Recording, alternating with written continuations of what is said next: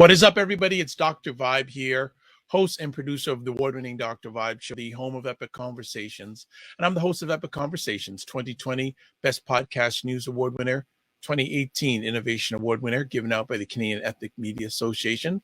And I host the only online conversation in the world for dads and fathers that is sponsored by Dove Men Care and also co-sponsored by Dads Central, Canada's national fatherhood organization. And as part of that collaboration last year, I was part of a team that reached out to over 100,000 fathers around the world last year. As always, I'd like to say you're blessed, highly favored, a magnet for miracles, and a solution for someone's problem. It is Black Canada Talking Time. It is June. I was going to say June, January 30th. It's not warm enough to be called June out there these days. So it's January 30th, and we're looking forward to another epic conversation called Black Canada Talking. And Black Canada Talking is a live online event that provides the Black Canadian their opportunity to give their takes and POVs that are importance on stories that have importance to them. And every other week we do a roundtable. Today we have two of our three regular panelists. Unfortunately, Sarah Oyango cannot join us. She's not feeling well, but we have El Jones and Cesar. So let's go first with El Jones. How we doing, El? Hey, I'm good. How are you? Very well, thank you. How are things in your world? Good. I was watching the first Black Canadian Science Conference, so the B-STEM conference. Okay. So it's got everything from science representations from youth all the way up to senior scientists, Black scientists in Canada presenting. So wow, that started today and it's until February 2nd. So is it each day? Yeah, it's every day. So wow. Today was the opening, and then there's like plenary sessions with scientists, but there's kids like science fair projects, there's young students presenting, and then keynotes from scientists, and also international scientists as well. So it's the B-STEM conference, Black Excellence STEM conference. Very nice. Very nice. Any things of interest that you've caught so far? The science fair was nice. I was watching kids today, so they just had to sit in their Zoom rooms and then like present every time people came. So those kids had to work hard, and there was everything from like designing a module to manage space debris to devices that like water your plants and detect moisture in the soil, to kids designing masks with like Bluetooths, studies of the high risk of breast cancer. Like there was all kinds of stuff. How animals listen to music. So there was 12 different projects from kids from either the Imatep Legacy Project, or I forget what it's called in Toronto area, right, where they teach Black kids. So they partner Black kids up. So there was 12 projects. So it was really good. Yeah. Well, thanks to bring at least to my attention. I had no idea of this. So I'm going to have to do some researching and find out and see if I can catch some of it online in the next few days. And how's the world of education treating you? It's good. We were saying this before, we're supposed to go back in person this week, but I don't know. It's pretty good. Just teaching courses. Yeah. So I think, and correct me if I'm wrong, in our chat before we went live, you're going to be doing it totally online for the rest of the semester? Yeah, I only have one course this semester just because just how course release works. So we just agreed that we would stay online. And also I have some students that can't access the course if it's not online. So we just all agreed. But we are supposed to be back in person. So okay. But yeah, I have some incarcerated students. So they need to hear the lecture. So if we go in person, they can't really hear it. Actually, that's a good segue. I'm having a conversation next week. And I don't know if you've heard the organization, but I'm pretty sure got two people from Keep Six. Yes. They are going to be on Black Canada Talking next week. Have they ever communicated out to you? I know. So they do work in like Workworth. So I know some of the people, so in some of the institutions. So I know some of the guys that they work with. Okay. Yeah. If you don't mind, I'd love them to introduce them to you because they need to know you. All right. Good stuff. Cesar is with us. Look at that shirt, people. Family, check that shirt out, eh? Now he's gonna get up. Now he's gonna give us the full look. It's in my DNA. There you go. There you go. There you go. He's in full. Cesar, how are we doing today? We're good, Dr. Vibe, Sister L, Luke, BIA Media, Black Community, Black Family Worldwide. We're good. The year started well. Birthday this week, so 1 year older, but really just another day, another week, another month standing up for the cause. And projects advancing, work, but most important of all, being a husband and being a father, always first. Wonderful. Fantastic. Well, let's get into our conversation. Yeah, in a few days, there's something called Black History Month. Have you heard of it before? Like, so I thought, and we'll be totally honest here, before we started live, going, what are we going to talk about? What are we going to talk about? We'll say, well, we will get to the Freedom Convoy. We will get to that. But I said, yeah, Black History Month. Yeah, it's coming up. And it's so, are any of you involved in any events? What are your thoughts coming up with Black History Month? Who'd be ready to share first? Cecile, do you want me to go first, or you want to go ahead? Go ahead. Go ahead. So I need Luke. Feel free to show. Basically, I will be doing the launching of Black History Month at the University of Ottawa with the Faculty of Arts in an event. The importance of celebrating Black History Month. The English session will be at 10 a.m. and the French session, la version francophone, will be at 3 p.m. You can find the link on the Faculty of Arts list of events, or basically we can probably even put it in the comments, something like that. Long story short, I think first and foremost, of course, Black History Month, and I will be saying it next week. Black History Month is not a matter of month. I don't need to say that. We know that. It's every day. And it's definitely not limited to slavery and colonization, nor is it limited to these heroes behind me, or talking about Michael Jean and Rosa Parks. There are so many figures, and many of them that we do not know, but more importantly than not, Black History Month starts in the home. In the home, whether it is a Black child, whether it's two Black parents, one parent is Black, the Black child is adopted, etc., etc. And when I say Black, my definition of Black is from the darkest to the mixed with blonde hair and green eyes. If there's Africa in you, you Black. So really, we need to remember that. And in terms of Ottawa, there are other events that are, of course, happening, notably with Black History Ottawa as an organization. But I will be doing my part. And this is actually the first day of events with the University of Ottawa. There will be another event, more like a conference session as well, question and answer towards the end of the month of February between me and the personnel of the faculty. Okay. Elle, what events are you slated to be partaking in, if any? Because I can't make an assumption for Black History Month. I have something at Queen's. I have a law thing, talks all over. I don't know. I can't even keep track of the panels, but there's like a lot of talks. So all through the month, Black Employment Month. and it's interesting you mentioned there's a lot of talk. Are we seeing more action compared to a year ago, Black History Month? Because again, well, Elle's just started shaking her head because obviously we're in a virtual world, which for many people may say that limits the amount of action. But Elle, you sort of like you nodded your head. Why did you nod your head like that? Well, no, it's just, I think it's always kind of the same, right? There's that dilemma, and people are sort of wise to it at this point, where they're sort of reluctant to invite you in February, but then that's where the funding is, right? So, so people kind of be like, oh, I feel bad. Like, I know we shouldn't have all our Black speakers in February. Like, people keep telling us this, but that's where there's like a will to have it. So you always end up with like everything anyway, even if people are aware of that.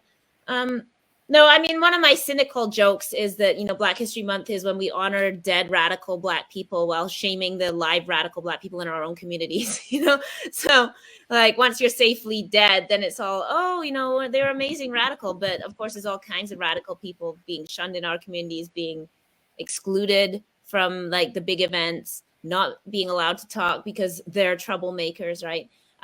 So this is, of course, why some people have advocated for a different month, which is Black August, which is the Revolutionary Month. So Black August, which, of course, begins with Emancipation Day. So many revolutionary Black events occurred in that month, from the Nat Turner Rebellion rebellion, the Haitian Rebellion is in August. Like Mm-hmm. the first enslaved people to hit the shores of Virginia, and of course in August. Many birthdays, like Du Bois's birthday, Garvey's birthday. Like there's just so many things that happen in August. So starting in the 1970s, beginning in the prisons in San Quentin, the original BLM, which was the Black Liberation Movement, advocated for August as a month that would actually focus our minds on revolution and like the cost of that, to counter the ways that Black History Month, even in the 70s, has often become a catalog of firsts.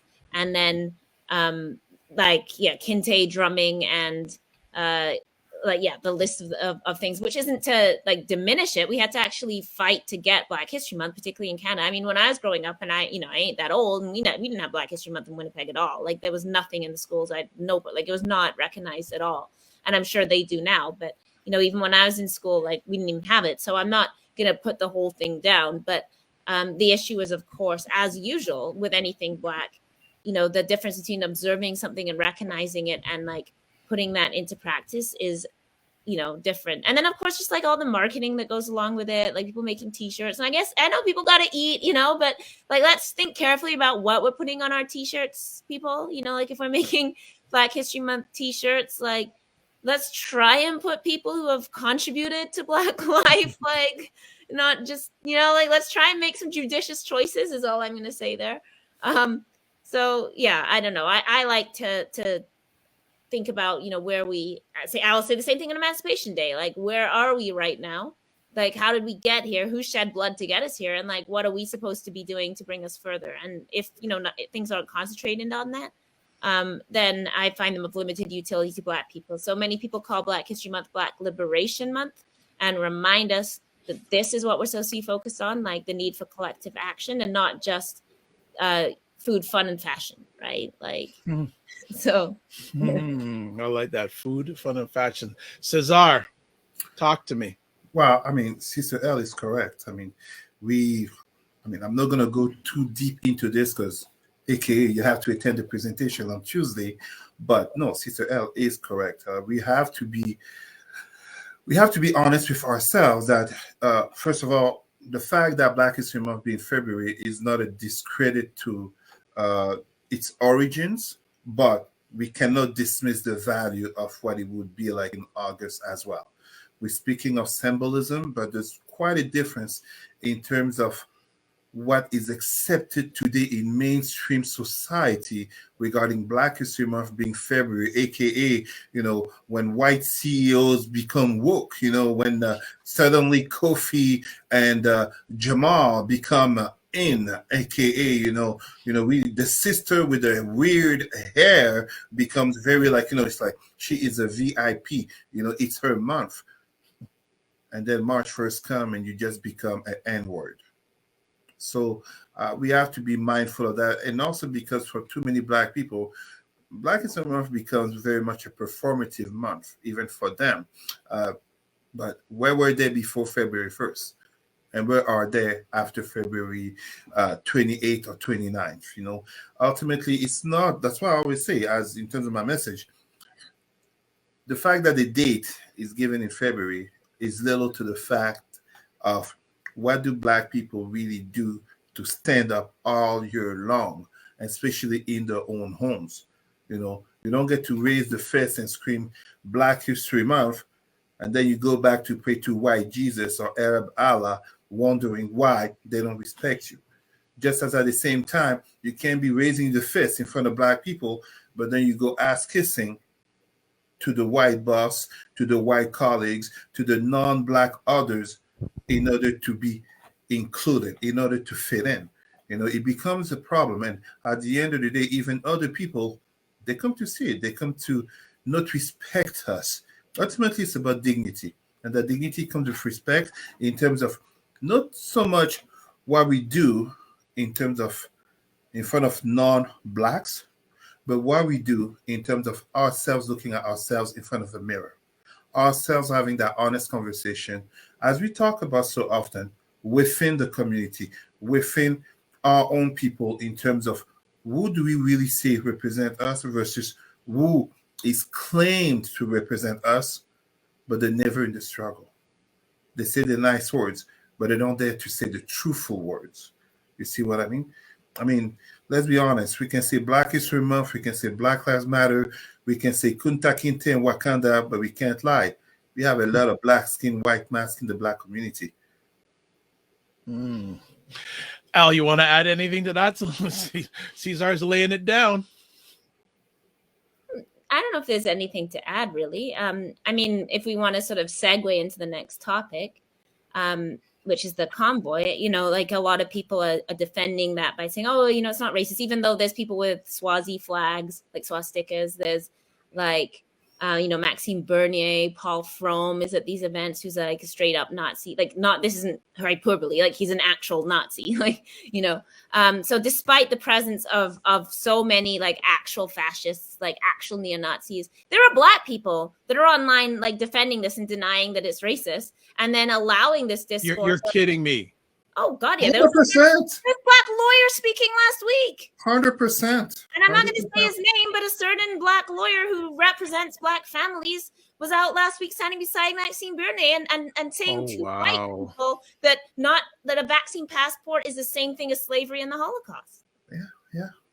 And there are Black people. This is why we need to know our history, right? Because you actually have Black people saying and allowing white people to say and agreeing with white people that having to show your vaccine passport, like when you go to a restaurant or whatever, is the exact like slave catchers for Black people. That is Black people that do not know their own history. Yeah. So, you know, if we're not doing our job in Black History Month to teach people about, and also like the white adjacency of so many people that, you know, so many Black people just fall into like whiteness in like particular ways, right? So I'm like, I don't care. I mean, it's not my business what other people put in their bodies to a large extent. I don't go around policing people. But if you're going to go publicly and stand beside white supremacists, like my brother, like you better have, like you should be thinking about that. Like at least keep your discourse to the Black community, right? Like why do you want to go up and legitimate and be the Black friend for a bunch of neo-Nazis and white nationalists? Like, what are you getting out of this? So what? Go ahead, Cesar, if you want to add to that. I have so much to say. I've been involved. I've been involved in conversations and exchanges online and on the phone. You know, with Black activists, with Black and Indigenous people online, with Black, Indigenous, and white senior leaders and, you know, corporate leaders, etc. Look, I absolutely support the Freedom Convoy in being a great opportunity to see how white privilege and white fragility is visible to all of us. We are living in this beautiful country of Canada. Of course, it depends, you know, where you are staying and, of course, your skin color. We're living in this beautiful country of Canada where very recently Indigenous people were protesting on the streets and blocking roads, and many of those same truckers were very happy for police to be muscular on them and to show them out of the way. Many of these truckers were openly racist. The Toronto Star, which cannot be accused of being a liberal newspaper, even denounced that in an article. We are living in this Canada where Black people who were notably blocking streets in the name of Black Lives Matter, we're having a lot of these so-called non-racist white people calling for police to beat them up, to remove them forcibly, to throw those savages in jail. And now we're having this convoy, first an illegal protest. It's an illegal protest, number one. 90% of truckers are vaccinated. So this is not even a matter of majority of truckers being part of this movement. It is not. There are truckers who have openly talked about not being associated. They don't represent them. And to make it worse, it's very important to understand this. I do agree with the convoy, the people in the convoy, on one principle that they're tired of, you know, the restrictions and everything you want. It's been 2 years. Who isn't? Everybody is. Everybody is. But there are a bunch of crybabies, fragile, donut revolutionaries, Tim Hortons, coffee drinking every day, Netflix watching, wannabe revolutionaries What are they going to do? The U.S. also wants all the truckers to be vaccinated, number one. So on a federal level, even the U.S. wants all truckers to be vaccinated, and 90% of truckers are vaccinated. On a political, at a provincial level, the lack of political education is flagrant because the mandates and the restrictions are not even coming from Trudeau. It's coming from the provinces. It's coming from the provinces. And these people arrived in Ottawa. I live in Ottawa. I was there Friday night. I am telling you, I was there Friday night. I'm a big guy. I'm over 300 pounds, 6'2", with martial arts experience, having represented Canada across the world. And I'm telling you, in many of these places, I'm not saying there were no Black people there. I'm not saying there were no Indigenous people there, because there were, but I did not see them. And I was all the way to Chateau Laurier. So it wasn't an environment where you truly felt welcome between those flags, some of these, racist flags. And some people try to say that it's just 2 or 3 flags. No, it wasn't just 2 or 3 flags. It wasn't just 2 or 3 people. I've never seen so many Canadian and Quebec flags and nationalistic flags, and of course racist flags all at once. And it wasn't Canada Day. It was basically Canada Day of the white fragility in winter. So we have to understand something here. As our great leader Thomas Sankara said, a Black person, especially a Black soldier who is not educated in ideology and politics of Blackness, is a dangerous element that the enemy will use. Because as Sister L just said, these white supremacists are getting the Black friends right there. I'm not racist. Look at all these Black people who showed up. And of course, we know this with Black people. What's one of the best ways to sucker Black people to join anything? Say the word freedom. Suddenly you have Black people are like, oh, he said freedom, she said freedom. Donald Trump had Black people. The racist president in Brazil, Jair Bolsonaro, of the far-right movement. He's not a conservative. He's far-right military. He has Black people who support him, even though he calls Black people monkeys. In Italy, the right-wing government, they have Black people. In France, Eric Zemmour, he has Black people. These separatist movements across Europe, from Hungary to Britain, they do have some Black people who support them. The fact of being Black doesn't mean it's so racist, but when your organizers have been proven to have racist affiliations and have had comments against Indigenous and Black people, and that in your movement, because they are correct on one thing, it is not fair to pretend the whole convoy. First of all, it's not a freedom convoy. That's some bullshit title. The convoy of these minority truckers, the fact that they have some racist elements doesn't mean they are all racist. 100% I agree. I know people will support them. I have friends who support them. Absolutely, that doesn't mean that everyone is racist. But how is it that your movement has people who are openly racist feeling they can join in? How is it that your movement is only supported in terms of federal politics by, what's his name? The Tool, Erin O'Toole, who doesn't recognize systemic racism, and by Maxime Bernier, aka wannabe Donald Trump of the North and openly racist, openly anti-immigration, etc. You literally have Black people supporting a movement that's backed by political parties that, if they were in power, not only they would make it harder to be Black, but they will take quite a pleasure in limiting to preventing Black people not only from coming to Canada, but also from being able to exercise their rights and to have their freedoms. Like, you literally have Black people, and even the white people are joining in, talking about freedom. What about the situation in Congo? What about the situation in Haiti? What about the situation in Syria, Iraq, Palestine, the Uyghur and all that? And these people are talking about freedom?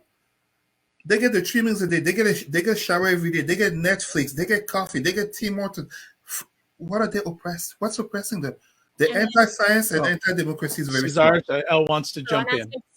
Sorry, I had to jump in, but no, please. So for example, they're like, well, we don't want to have to get vaccines to come across the border. Meanwhile, Black people are dying crossing the border in snow because you want to shut down your barn in Emerson and make sure that Black people can't literally find a place to be warm when they're crossing the border into southern Manitoba or into southern Quebec, right? So this is the thing that gets me. I'm like, at least Black anti-vaxxers are consistent, right? Like Black people who are anti-vaxxers generally also don't vote. They usually are like, I don't fill in the census. Like they're anti-government. Like I'll give them that. Let's look at the difference between Kyrie Irving, who at least was like, I ain't getting the vaccine, not playing. He shut up about it. He's just like, if I'm not playing, then I'm not playing.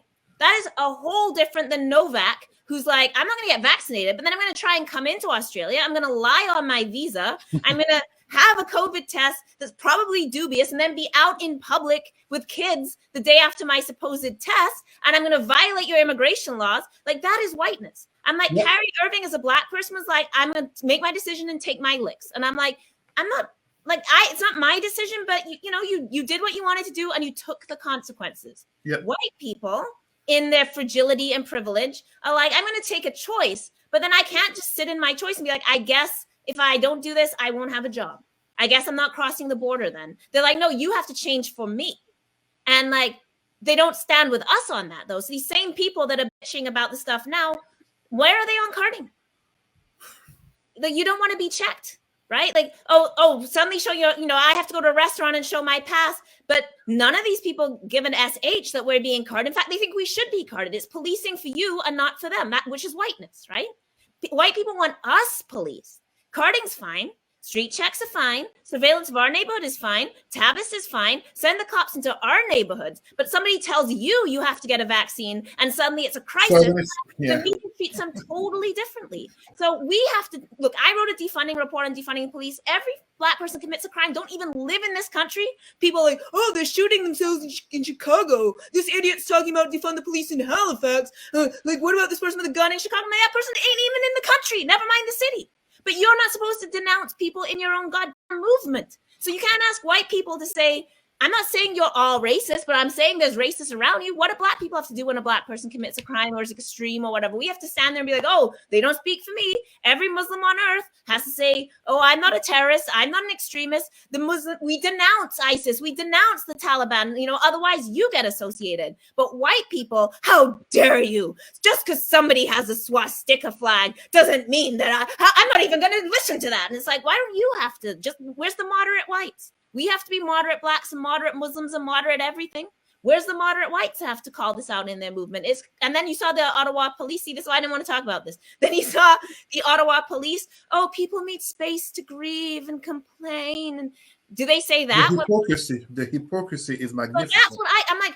I will be, if you're consistent, then I might disagree with you, but I will say at least you're consistent. If you're like, I hate the government, if you're like, I don't engage the government, I don't take anything from the government, and I don't think the government has the right to do this, I'm like, okay, consistent position. I can respect it as a position. That doesn't mean I agree with it, but I can at least respect that you had a principle, even if I think it's wrong-headed. But when you're like, everybody else gets to be policed, I have no problem with that. No problem with border policing for Black people. No problem with border policing for Muslim people. No problem with all of this. Police, great. Bring them in. I love the cops. Blue lives matter. Thin blue line. All of it until it's them. Yep. And they make their little freedom convoy and they get to, did you see how they stole food from homeless people? Absolutely. The Shepherds of Good Hope and my God, this other place, the harassing of staff, the bullying of staff. These are the so-called convoy of, like some people online were arguing with me. This is about unity, solidarity, love, compassion, and all that. The desecration of the Terry Fox statue, the tomb of the unknown soldier, the bullying of staff at Rideau Center and Security Mall, and also Shepherds of Good Hope, etc., etc., etc. Again, oh no, those are fringe elements. Those are small numbers of people. But when it comes to any protest that involves Black people, indigenous, aka non-white identities, they get all lumped together. And if I can add something important here, look, let's be honest here. The people protesting, like I said, I do agree with them in terms of the fatigue that comes with 2 years ongoing. But this is not something exclusive to Canada. There is a selfishness of them in terms of the notion of individual rights versus public health and community living. Basically, a lot of them basically deserve to live on their own island or in the woods but they will come back to society, but they don't want to accept the rules of society. At the same time, many of them being anti-Trudeau, anti-government, how many returned the checks that Trudeau sent them because they lost their job or because they couldn't work? The hypocrisy is real. Just as at the same time, these are the same people who will expect to get benefits or government assistance when needed. So really, it's just a hypocrisy in terms of if the government is good to them, they'll embrace it, just like you were saying. If police is good to them, they'll embrace it. If police has to enforce rules, if healthcare has to enforce rules that they don't like, suddenly it's about freedom. Suddenly it's about their rights. Suddenly, there was one person was interviewed, he was talking about it's about the world of tomorrow for his daughter. I'm like, what about my daughter?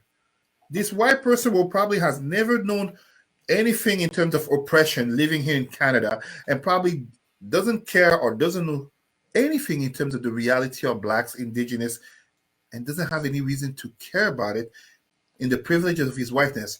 Talking about the Freedom Convoy is about the world of tomorrow for his daughter. I laughed. For a lot of them, as they like to tell us Black people, why don't you just go back to Africa if you don't like it? Why don't they just go back to Europe? I mean, there are European Canadians. Let's call them what it is. Why don't they go back to Europe? Take a ship. Putin is about to invade Ukraine. Go ahead. Go fight for your ancestors. I can't even take credit for that. It's one of my friends last night who said it. The European Canadians. We need to call it what it is. Comment here from Kevin Friday. It's a formula that goes back to the 60s in the U.S., which began with the pro-segregation of crowd conflating, quote, freedom with freedom to discriminate, which has tainted the libertarian movements in North America ever since and made it impossible for those of us who are Black and libertarian leaning to join them. Sorry. This is the thing, because I actually do think that there's a critique of vaccine passports. I always think we should be careful about data. So I agree. I like that, should I have to upload health information into my school and they have access? But first of all, we wouldn't have to do this if people hadn't made a big deal about not obeying the rules. So if people just kept their mouths shut and silently not obeyed the rules instead of making a whole movement, if you announce, I'm not going to obey your rules and I'm not going to follow public health measures, then don't be surprised when those measures become harsh. So you would have saved yourselves a lot if you just quietly, look, the government could they're handing out $100 to everybody tomorrow. Everybody wouldn't pick it up. There's always people that don't engage in things. So I'm like, you brought this on yourselves by loudly being like, I'm not going to take public health measures, thus forcing them to enforce things like masks and stuff, which wouldn't have happened if people would just, accept the collective good. So I actually do agree. There are points that I agree with. I think we should always be wary about how data is getting used, like from policing in our jobs. I think these are real questions, but they come attached to this tantrum about being asked to respect the collective good. As Cesar has said, this is a group of people that have never stood with us. These aren't people that are out marching for other freedoms. They're not out here being like, yes, and let's give Indigenous land back. Then I would say at least you have a consistent anti-government position. That is your position. But they don't. They love the government when the government is messing with us. They want us deported. They want us off welfare, whatever. As long as the government's harming us, it's all good. It's just the first time. And what does that tell you about your life? Because I'm like, in the life of things that happened to me at work, having to show a form saying I got my vaccine is so low in the level of violence I've experienced at work. This just doesn't even make the cut of the top 5,000 things that have happened in my life that have oppressed me, taken my freedom, and many of these people who are now freedom people, the ones that actively stalk me on social media. When I'm talking about the police, they're the ones harassing me. But now suddenly they're out protesting the police. That's why I call them donut revolutionaries. The donuts, they're freedom. Where's the nearest Tim Hortons for my coffee and donuts? That's what they are. They're not revolutionaries. They're not standing for human rights. They claim human rights with a pathetic misunderstanding of science, which is very willful, aka they will lean toward conspiracy theories and half-baked truths to fit their narrative. I mean, put yourself in my place. I am a Black man, and I was literally having an exchange with an indigenous woman supporting the protest. And I'm like, wait, those are the same white truckers who had no problem wanting police to beat up and arrest you people. And then in the nature of her arguments, when I ask for the source, she tells me Fox News. I can't make it up. It's written. It's written. It's on Facebook. I can't make it up. I can't argue with someone like that. I can't exchange. I'm like, no, honestly, this is too much. You literally have black people who have come at me with a logic saying, the enemy of my enemy is my friend. It's ridiculous. When you think the enemy of your enemy is your friend, you just open yourself to being stabbed in the back, because your enemy never forgets that you are the enemy. Especially in the world of white supremacy, and you claiming your enemy is those who are walking with white supremacists, from the organizers to some of the people who are there on the ground. We're not saying that all the white people who are there are racist or white supremacists. Absolutely not. As I said, I have friends who are there. I have even non-white friends who are supporting this movement. So no, not everybody who's there are white supremacists. But it would be hypocritical to pretend that there is not a problem. If your movement is a movement where white supremacists feel safe to join in, there's a fundamental problem in your movement. And when in Canada 2022, you have Maxime Bernier and Erin O'Toole supporting your movement, trust me, this is not a movement that aims for the betterment of blacks, immigrants, indigenous, etc., etc. So if you are black and indigenous and you're supporting this, you basically are contributing to the probable coming of a government that will hurt you. Luckily, the vast majority of the Canadian population is not only vaccinated, but even the Trucker National Syndicate opposes this movement. So it's such a fringe minority, but with all the actions that they're doing, I wouldn't be surprised that investigations will come and some of them will reap the benefits of the disorderly conduct. And of course, there are real issues affecting truckers, many of whom are the non-white truckers. Like there's a lot of Asian truckers. There's a lot of like South Asian truckers that have aren't getting pay, aren't getting benefits, the working conditions are really terrible. There's real things to argue with. And as Cesar said, you have 10% of people that aren't vaccinated that are taking all this media attention. Like, remember the guy in Saskatchewan with the bus that ran the stop sign and killed the bus and were trying to deport him? Where's his justice and freedom? Stronghold. He made a mistake driving. He didn't intentionally kill people, and it was tragic. Obviously, a bunch of young people died, and that is so tragic. But he didn't drive. He wasn't YOLO driving into them. He made a driving mistake. And we're 10 years in prison, deport, get out of the country. Want to talk about freedom? Want to talk about how he wasn't trained properly? Want to talk about how we have people doing these jobs that have to have addictions because the amount of hours, there are real issues in this field from real working people, often brown, that nobody wants to talk about. And then these people get all this attention. And again, the white media treats it so different. They'll write editorials being they have legit issues. They never say that about us. Let us burn down a police station or steal a phone, then it's we have to all denounce it. So I'm there's a mark, we have to they'll always say the same thing. We have to take these people seriously because this matters to the government. So the government, there's an angry white group and this matters and their grievances and they don't have jobs on this. We don't have jobs. Our youth employment rate is 4 times unemployment rate, 4 times average, but black people, we don't get licensed to do whatever we want because, we're unemployed and, the industry isn't in our neighborhoods and, this and that. So yeah, what is infuriating is, and we said this over so we can move on, but is, this inconsistency in how the media treats them, in the idea that this small group of people gets treated the same as a mass global movement of black people, and gets better coverage than us. So, El,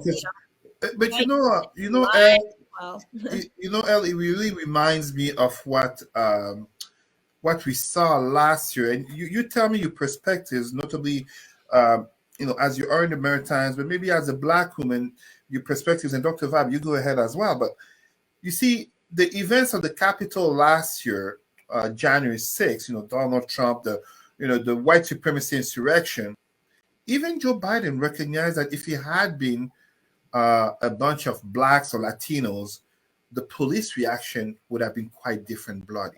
When we see these images, and some of the people in this so-called freedom convoy from what police, but also others have mentioned, they were hoping, or at least they're still hoping, that this turns into a Canadian January 6th a year later.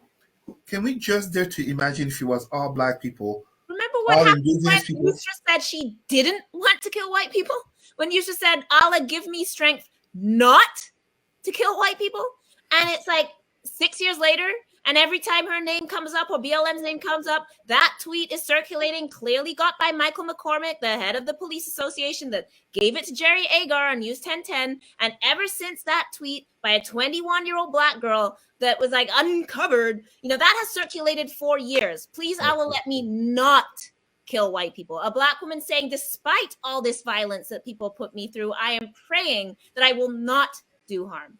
And that is taken as she wants to kill white people. This is a violent movement. So if we have to denounce Yusra, every white person in that trucker convoy sure as hell has to denounce Paul Frome and Maxime Bernier and the Holocaust deniers, because we have to. And when we say we don't want to kill people, we get dragged for years. And then you say Trudeau on sign. Imagine if I had Oh my God, you'll be in jail right now. Imagine if I cannot move in this city without people. Like, I have literal, like white supremacists track me, what I say in private posts. I have to think of every move I make, everything I say publicly. I get followed in person. They come with cameras to rallies that I'm at. I'm not even at a rally. And if something happens, it's people like, Jones knows. Like, they're obsessed in a really sick and violent way.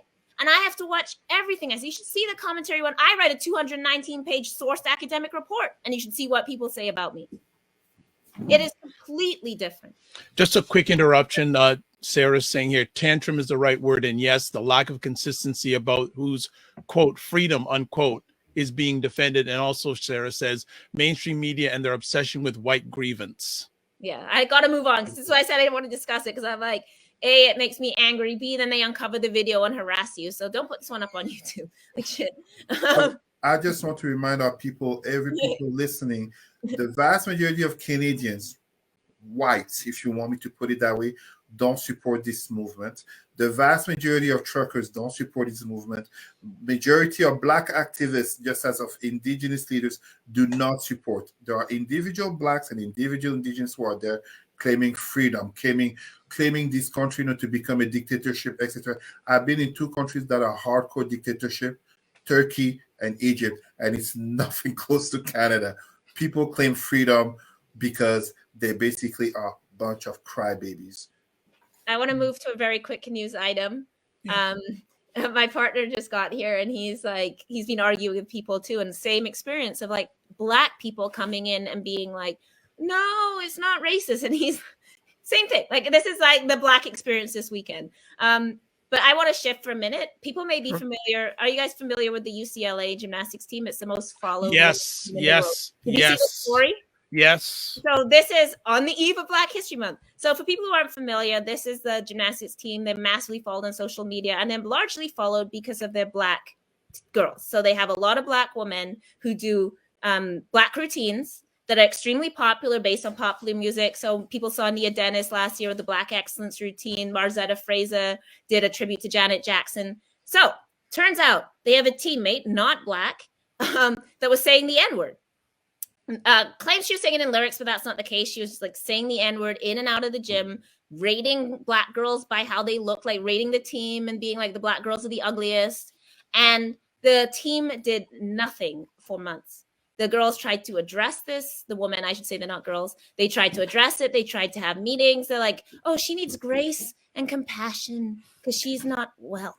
So this girl, then finally they held a team meeting and told her how she was making them feel. And she ended up transferring out to LSU and then said that she got bullied by the Black girls. So the Black girls are now over it and came out and did a podcast with Amanda Seale. And they basically went full on. And one of the things they talk about is that school trotted them out like show ponies when they needed to look. So they get credited as the leaders of diversity. Oh, it's the most diverse sport. And then NCAA, they're leading on racism. They have Black leotards. They do Black routines. This is all about the culture. And they're like, behind the scenes, you wouldn't even defend us when we were being called the N-word. And when we asked you for help, you wouldn't help us. And then when we got smeared and called bullies, when we never did anything but ask this girl to stop calling us the N-word, you guys wouldn't even make a statement and defend us. So like the Black girls aren't even traveling with the team anymore. And then, like Marzetta said, give back my awards. I don't want them. These are young, principled women. I say people go listen to this podcast. Amanda Seals' podcast with Marzetta Fraser and Sakai White. These girls air it out, and they are so brave as young women, just telling the truth about the commodification of Black talent, the commodification of Black culture. They're supposed to go up to Minneapolis on the 17th, Martin Luther King Day, and do a meet with the Minneapolis team in the city that George Floyd died, and they refused. They're like, we're not going to wear those leotards. You are not going to treat us like this and then think that you're going to have us go to Minneapolis where George Floyd died and you're going to trot us out and we're going to do our little Black routines for you. They said, and they didn't go. They refused. They're like, we're not wearing those leotards. We ain't doing it. So just another example of how Black commodification, they're like, we regret giving interviews. Like we gave interviews to the school. We let them get their social media off our backs and we're done. So I just wanted to raise that issue and shout out to those young sisters who are getting all kinds of backlash, being called bullies. Oh, she just said it in a rap song. Black people say the N-word too, which isn't at all what happened. So I just wanted to raise that, and people should go check that out and support these young sisters. Respect to those sisters. Respect to them. Cesar, you wanted to add one last thing before we shut it down today about the Africa Cup of Nations? If you don't mind, Dr. Vibe, I'd like very quickly Africa Cup of Nations and the situation in Mali, very quickly. So regarding the Africa Cup of Nations, I'm not a fan of it because basically Africa has a lot of issues where money, aka public funding, needs to be spent on. However, the competition, of course, has happened. Of course, is bringing people together. Let's hope there's not going to be some Africa Cup of Nations COVID bubble, whatever it's called. But the racism, the comments towards notably Black Africans from Northern Africans in terms of talking about the conditions of the grass, the state, etc., etc. But as well, thank you so much, Sister Sarah Onyengo, the fact of some of the issues that have happened in terms of violence, but also some of the tensions that have come. And even in terms of Black people, I'm thinking Cameroonians and Ivorian fans, some of the enmities and false controversy that they create. My African friends who are listening, please, please, please do not fall for this type of tensions. And the other thing I wanted to quickly mention was the situation in Mali. There's been a coup, but is it really a coup if the government is a Western-backed government in Africa? Is it a coup when Black/Africans stand up to evict such a regime? They take power and they decide to cut ties with France. They decide to cut ties with other African nations that are really sustained by the West. And as such, they dare to say enough of ongoing neocolonialism. Colonel Goita has my salute. He doesn't have my salute in terms of, dictatorship or etc., etc. I stand for democracy, but you cannot have democracy in neocolonialism. That is a lie that too many Western regimes want us to believe. And yes, there you go. Sister Sarah mentioned it. Burkina Faso, many African countries, there's basically a wave of African pride and Pan-Africanism that is rising in Africa. There's a new generation. These guys are young. They're in their 40s, and they're saying enough is enough. They grew up with the readings of Thomas Sankara, Patrice Lumumba, but also Malcolm X, Marcus Garvey, and they're saying enough is enough. Neocolonialism, I hope, will end in our time. Well, great way to end up the conversation. And Sarah, who is not with us physically, but chiming in with her comments and saying that kudos to the brave and principled athletes in regards to the story that Elle mentioned. She also says condolences to the lived ones of the fans who died in Cameroon. Big up the Cameroonian team also, and a coup in Burkina Faso. So, folks, that is it for today. Not a lot of topics, but we went in deep.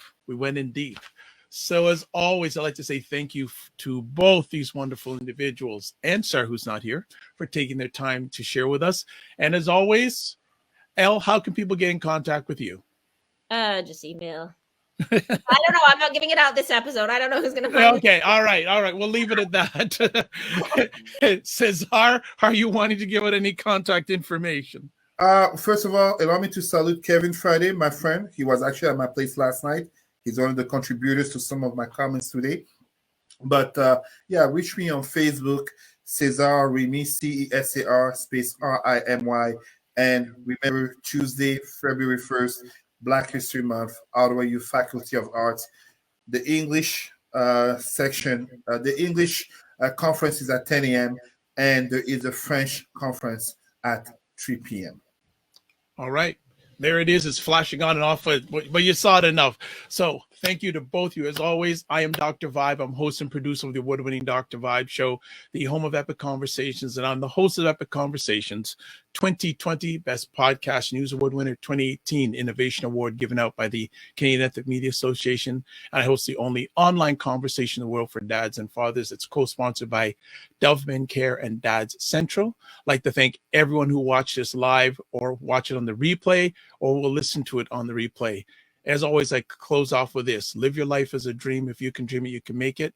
Sometimes you have to get small to get stronger. Block assumptions, then aim bigger, aim better, aim higher, aim wider. Love, faith, and respect. Thank you to BIA Media for the production. God bless. Peace be well. Keep the faith and walk good. See you next week, everybody. Bye-bye.